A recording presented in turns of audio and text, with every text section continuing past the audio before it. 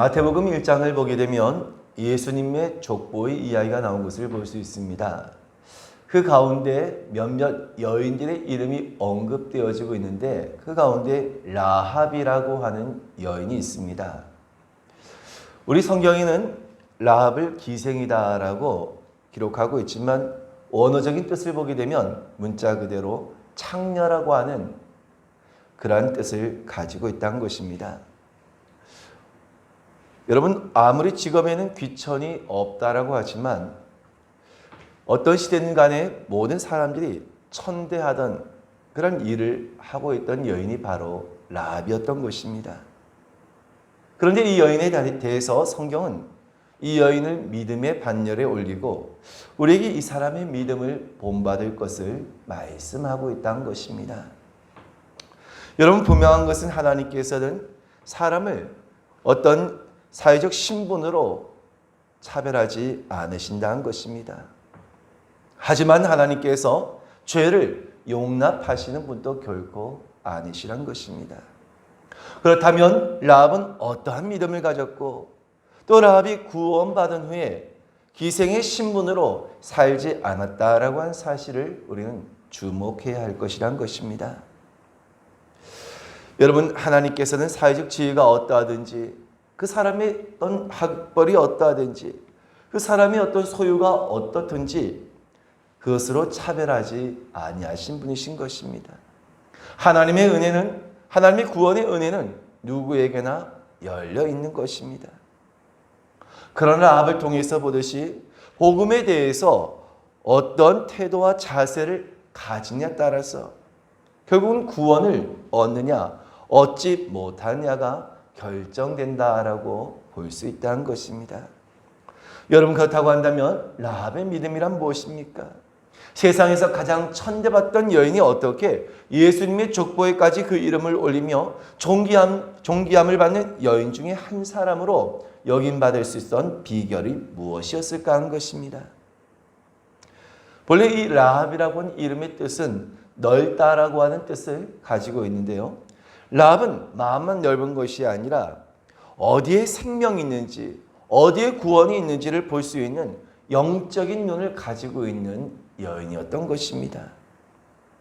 라합이 이스라엘이 가나안을 정복할 당시 여리고 상에 살던 비천한 기생의 신분이었지만 자신의 믿음과 지혜로 다윗 왕가의 조상이 되었으며 장차 이 땅에 오실 메시아의 족보까지 그 이름을 올리게 되었던 것입니다. 마태복음 1장 5절과 6절의 말씀해 보시면 살몬은 라합에게서 보아스를 낳고 보아스는 롯에게서 오벳을 낳고 오벳은 이새를 낳고 이새는 다윗 왕을 낳으니라. 다윗은 우리아의 아내에게서 솔로몬을 낳고 라고 말씀합니다. 여기서 라합이 살몬과 결혼하여서 보아스를 낳았다라고 말씀하고 있는데요. 보아스는 오벳을, 오벳은 이새를, 이새는 누구를 낳았습니까? 바로 다윗을 낳았으니 참으로 놀라운 일이 아닐 수가 없다는 것입니다. 여러분, 그렇다면 구체적으로 어떻게 이 비천한 신분의 라합이 메시아의 족보에까지 당당하게 그 이름을 올릴 수 있게 되었을까 하는 것입니다. 과거 이스라엘 백성들이 40년간의 긴 광야의 생활을 끝내고 마침내 약속의 땅 가나안의 입성을 앞두고 그들 앞에는 여리고라고 하는 견고하고 거대한 성이 그 앞을 가로막고 있었습니다. 그때 여호수아는 정탐꾼을 성으로 보내었지만 이제 발각되어서 여리고 왕이 그들을 쫓고 있을 때 라합은 자신이 죽을 수 있는 그 위협을 무릅쓰고 두 정탐꾼을 자신의 집 지붕 위에 숨겨주었던 것입니다. 그리고 라합의 이와 같은 담대한 행동은 바로 하나님에 대한 확신과 경외심으로 가능한 일이었던 것입니다. 여호수아서 2장 10절의 말씀에 보시면 이는 너희가 애굽에서 나올 때 여호와께서 너희 앞에서 홍해물을 마르게 하신 일과 너희가 요단 저쪽에 있는 아모리 사람의 두 왕 시온과 옥에게 행한 일 곧 그들을 전멸시킨 일을 우리가 들었음이라. 우리가 듣자 곧 마음이 녹았고 너희로 말미암아 사람이 정신을 잃었나니 너희 하나님 여호와는 위로는 하늘에서도 아래로는 땅에서도 하나님이시니라 라고 고백합니다. 여러분, 이와 같은 놀라운 신앙의 고백 가운데서 라합은 바로 자신이 그 정탐꾼을 숨겨진 대가로 자신의 가족을 구원해달라고 구해달라고 하는 약속을 받고 그 증표로 붉은 밧줄을 징표로 삼은 것입니다. 그리고 그로 말미암아서 여리고 성이 점령되어질 때 라합과 그의 가족은 구원을 받게 되었던 것입니다. 여러분, 여리고 성은 어떤 곳이었을까요? 여리고 성은 본래 가나안을 대표하는 큰 성 가운데 하나로 많은 사람들이 살고 있었습니다. 근데 그 당시에 많은 사람들이 살고 있었다고 한 것은 그만큼 우상이 만연하고 타락한 그런 곳이었다라고 하는 뜻이기도 한 것입니다. 더군다나 그곳에서 기생이었다고 한다면 충분히 그 생활을 짐작할 수 있다는 것입니다. 하지만 라합은 자신의 그 신분에 어울리지 않을 만큼의 판단력이 있었고 무엇보다도 하나님을 경외하는 믿음을 가졌다는 것입니다. 그런데 소문을 듣고 이와 같은 믿음을 가질 수 있었던 것은 한순간에 되어진 것이 아니라 평소 이 라합은 이 죄악된 생활 가운데에서 기생의 생활 가운데에서 젖어서 살아갔던 여인이 아니었다라고 한 것을 짐작할 수 있다는 것입니다. 특별히 라합은 외부의 소문을 자주 접할 수 있는 환경 속에 있었는데요. 그녀가 들었던 소문이 무엇이었습니까? 바로 이스라엘 백성들에 관한 소문이었던 것입니다. 하나님은 어떤 분이시고 또 이스라엘 백성들은 어떻게 애굽에서 나오게 되었으며 어디로 가고 있는가에 관한 소문을 듣게 되었을 때 다른 사람들은 이것을 듣고 다 무시하거나 두려워하는 것으로 끝이 났지만 라합은 그 소문을 듣고 하나님을 향한 믿음을 가지게 되었다는 것입니다. 그 소문을 듣고 하나님을 경외하였다는 것입니다. 이것을 알 수 있는 것이 여호수아서 2장 9절의 말씀에도 보시면 말하되 여호와께서 이 땅을 너희에게 주신 줄 내가 아노라. 우리가 너희를 심히 두려워하고 이 땅 주민들이 다 너희 앞에서 간담이 농나니라고 말씀합니다. 다른 사람들과 똑같은 소문을 들었지만 라합은 이것을 믿음으로 받아들였다는 것입니다. 하나님을 경외하는 믿음을 가졌다는 것입니다. 여러분, 얼마나 놀랍습니까? 라합은 여호와께서 이 땅을 너희에게 주신 것을 안다라고 할 뿐만 아니라 다시 여호수아서 2장 10절에 보시면 이는 너희가 애굽에서 나올 때 여호와께서 너희 앞에서 홍해물을 마르게 하신 일과 너희가 요단 저쪽에 있는 아모리 사람의 두 왕 시온과 옥에게 행한 일 곧 그들을 전멸시킨 일을 우리가 들었음이니라 라고 말씀합니다. 사람들은 그냥 그것을 소문으로 듣고 두려워했지만 라합은 이것을 실제적인 것으로 받아들이고 이를 통하여서 여호와 하나님을 경외하는 믿음을 가지게 되었던 것입니다. 그 하나님 홍해 바다를 가르시는 분이시며 견고한 시온과 옥과 같은 나라도 전멸시키시는 하나님이심을 고백하였던 것입니다.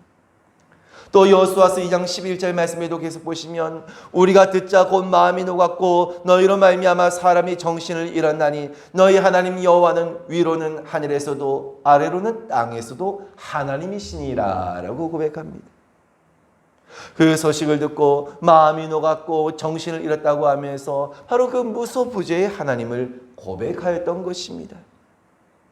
여러분, 여리고 사람들과 똑같은 소문을 들었지만 라합이 이와 같은 믿음의 고백을 할 수 있었던 것을 보게 되면 분명 라합은 이를 통하여서 하나님을 경외하는 신앙을 가지게 되었음을 알 수 있더란 것입니다. 여러분, 그렇습니다. 하나님의 구원과 축복은 민족이나 혈통을 가리지 않고 이것을 믿는 모든 사람에게 주어지는 것임을 믿으시기를 축원드립니다. 특히 라합의 경우에는 직접적으로 전도를 받은 것도 아니었으며 복음을 들은 것도 아니었다는 것입니다. 더군다나 무슨 훈련을 받은 것도 아니었습니다. 하지만 소문만 듣고서 그 마음속에 믿음이 자리 잡았던 것입니다. 여러분, 우린 대개 전도를 받거나 복음을 들음을 통하여서 하나님을 영접하는 고백을 거쳐 하나님의 백성이 되어지는 것을 일반적인 과정으로 생각하더란 것입니다. 하지만 이러한 보편적인 과정을 모든 사람이 다 똑같이 거치는 것은 아니더란 것입니다. 하나님께서 특별하게 오늘 믿음을 주신 자는요, 바로 이와 같이 굳이 그와 같은 과정을 거치지 않더라도 소문만 듣고서도 그 소문만을 통해서도 하나님을 경외하는 믿음을 가진 자들이 있다는 것입니다. 라합도 그렇습니다. 전도자를 통해서 직접적으로 보거나 듣거나 양육을 받은 적이 없다 할지라도 그 소문만으로 하나님을 향한 경외심과 믿음을 가지게 되는 일도 얼마든지 가능할 수 있다는 것입니다. 이것은 하나님께서 혈통이나 신분이나 지역을 가리지 않고 하나님의 말씀에 대해서 어떤 태도와 자세를 가지고 있느냐 한 그것을 중요하게 보심을 뜻하는 것이다라고 할 수 있다는 것입니다.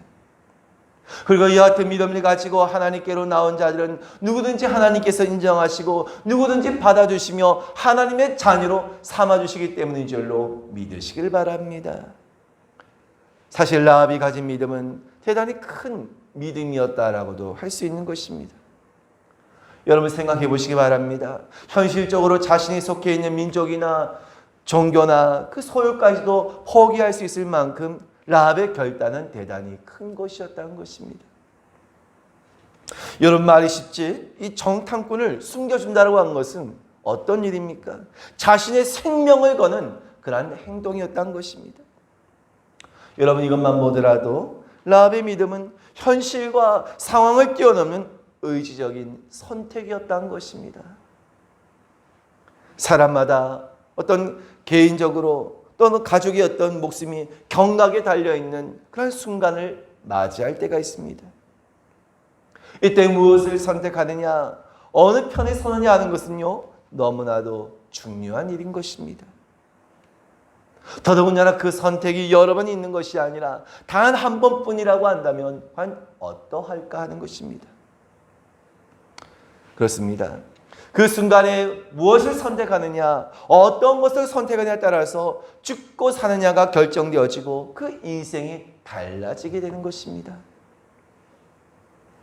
하지만 어리석게도 많은 사람들이 자신도 살고 다른 사람들도 살릴 수 있는 좋은 기회를 알면서도 그것을 다 놓쳐버리고 살더란 것입니다. 결국엔 시간이 지나서 가슴을 치고 통곡하며 후회하는 사람들이 얼마나 많은지 모르더란 것입니다. 여러분, 바른 선택의 방법은 결코 어려운 것이 아닌 것입니다. 그것은 아주 간단하고 아주 쉬운 것입니다. 바로 언제나 믿음을 가장 앞세우면 되더란 것입니다. 언제나 믿음을 가장 앞세우고 늘 하나님의 편에 서고자 하는 것, 이것이 바로 가장 바른 선택을 할 수 있는 길이라는 사실을 믿으시길 바랍니다. 사람들은 보여주고 직접 체험하게 해도 잘 믿지 못하는 것이 현실인 것입니다. 하지만 라합은 어땠습니까? 소문만 듣고 라합은 그것을 믿었다는 것입니다. 여리고성의 많은 사람들이 이스라엘을 인도하신 하나님이 어떤 존재인지 소문을 통해서 들었다고 했습니다. 그분은 홍해물을 마르게 하시고 또 주변 나라를 정복한 그런 하나님이시라는 이야기를 성읍 사람들도 함께 다 들었던 것입니다. 그런데 그들은 두려워할 뿐이었던 것입니다. 어떻게 하면 살 수 있을 것인지에 대해서 생각하지 않았던 것입니다. 사람이 하나님이 어떤 분인가를 실존적으로 직면하게 되면 가장 먼저 느끼는 정서가 바로 두려움인 것입니다. 그래서 하다못해 여러분 누가 귀신에 대해서 보았다, 귀신에 대해서 뭔가를 경험했다, 그렇게만 해도 사람들은요 그 이야기만 듣고도 금방 두려움에 사로잡히더란 것입니다. 왜입니까? 사람은 자신의 한계밖에 실제에 직면하게 되면 두려움을 가지게 되는 것이 사람의 본성이기 때문이란 것입니다. 지금 여리고성 사람들도 하나님에 대한 소문을 듣고 그들은 두려움을 가지게 됐던 것입니다. 왜냐하면 이것은 사람의 본성이기도 하기 때문인 것입니다. 그런데 그들은 어떠한 반응을 보였습니까? 성을 굳게 잠그고 극도의 경계의 상태에 들어갔던 것입니다. 여러분 이것을 보게 되면 사람이 그 두려움에 사로잡히게 되면 본능적으로 나타나는 현상이 무엇이라는 것을 알 수 있습니까? 바로 아담과 하와에서도 보듯이 아담과 하와가 하나님께서 먹지 말라고 하는 그 선악과를 따먹음을 통하여서 범죄함을 통하여서 하나님께서 그들을 부르실 때 아담과 하와는 숨었던 것처럼 바로 사람들은요 두려움이 휩싸이게 되면 본능적으로 숨고자 하는 그런 이 모습으로 나타나더란 것입니다. 그리고 촉각을 곤두세우는 것입니다. 그 다음에 나타난 반응이 두려움으로 인해서 어떻게 하든지 그 대상을 제거해서라도 수단과 방법을 가리지 않고 자신을 지키고자 하는 그런 모습으로 나타나는 것입니다. 여러분 여리고성 사람들도요 한 번도 경험하지 못한 소문을 듣고서 그들은 두려움에 휩싸이게 됩니다. 처음에는 성문을 굳게 닫고 숨었다가 그 다음에 그들은 어떻게 반응했습니까?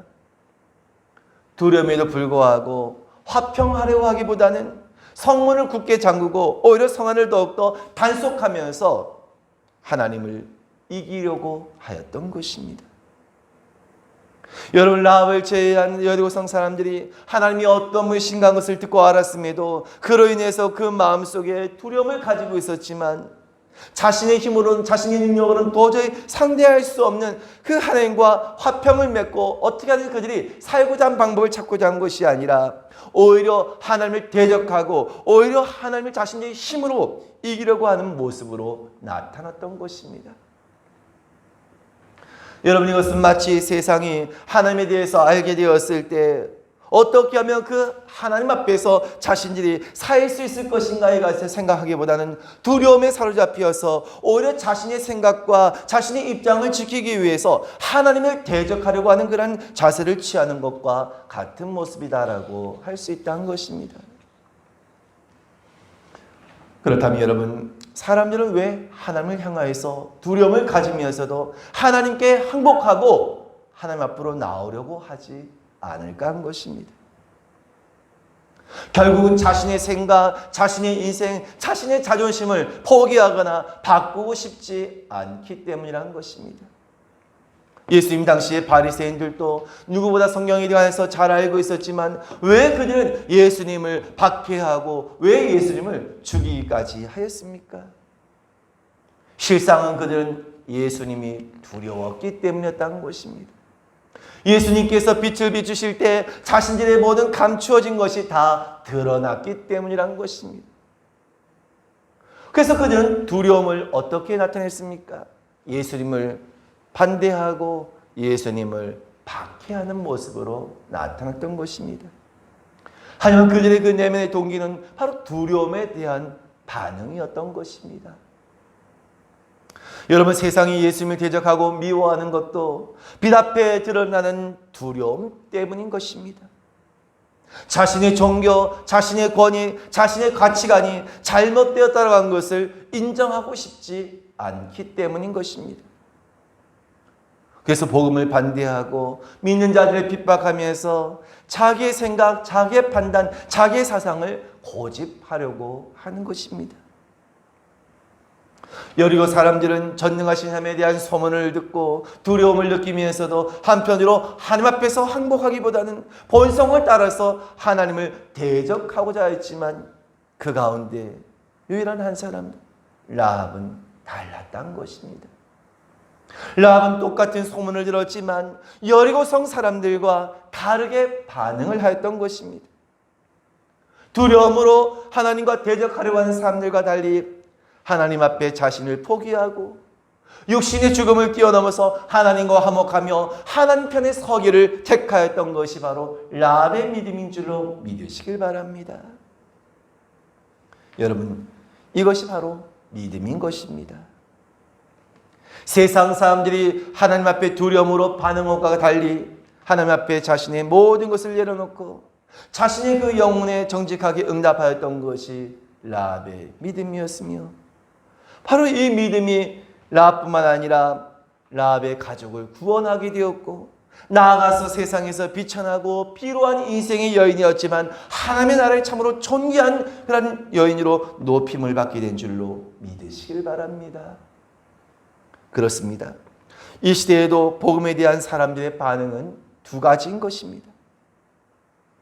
두려워하면서도 믿지 않고 대적하거나 아니면 철저하게 엎드리고 복음을 받아들이거나 둘 중에 하나인 것입니다. 여러분, 하나님의 말씀이 거짓이 아니라면 하나님은 지금도 살아계시며 반드시 죄에 대해서 세상을 심판하실 것을 선포하십니다. 그런데 이 말씀 앞에 사람들은 이 말씀 앞에 두려워하면서도 하나님 앞에 항복하고 하나님 앞에 두 손 들고 나오려 하기보다는 오히려 대적하고 이기려 하는 것이 세상인 것입니다. 그리고 마지막 때가 가까이 이를수록 더욱더 이와 같은 모습은 극에 달할 것입니다. 사실 심판의 말씀은 사람들의 귀에 듣기 좋은 소식이 아닌 것입니다. 하나님의 말씀은 내가 죄인임을 깨우치게 하고 그 죄에 대해서 심판이 있을 것을 말씀하십니다. 그래서 우리가 말씀을 대면하면 우리 마음의 두려움이 엄습할 수밖에 없는 것입니다. 그렇다면 한 이 두려움 앞에 어떻게 우리는 반응할 것인가 한 겁니다. 하나님을 대적하고 인간적인 목소리를 높여서 하나님을 거슬고 할 것인가? 아니면 하나님께 항복하고 하나님과 화목한 편을 택하여야 할 것인가 하는 것입니다. 여러분, 말씀이 복음이 되는 것은 주님께서 우리에게 심판의 경고만 주신 것이 아니라 두려움에 사로잡힌 죄인들을 향하여서 우리에게 더욱더 크고 우리에게 더욱더 선명하게 말씀해 주시고 계시는 하나님의 약속이 있다는 것입니다. 그것이 무엇입니까? 수고하고 무거운 짐진 자들아 다 내게로 오라 내가 너희를 쉬게 하리라 라고 하신 말씀과 같이 말씀이 복음인 것은 주님 앞에 나온 자들은 모두가 생명을 얻을 수 있으며 오늘 그 주님의 놀라신 약속과 또한 축복을 얻을 것을 우리에게 말씀하시고 있기 때문이란 것입니다. 여러분, 우리 십자가의 복음 앞에 내 자신을 내려놓고 하나님과 화목하기를 택하겠습니까? 아니면 세상과 같이 두려움으로 오히려 하나님을 거역하고 맞서는 자가 되어야겠습니까? 원하기를 아까 같이 비천한 여인도 그 믿음으로 말미암아 자신뿐만 아니라 그의 온 가족을 살리고 예수님의 족보에까지 그 이름을 올렸던 것처럼 저와 여러분들도 복음 앞에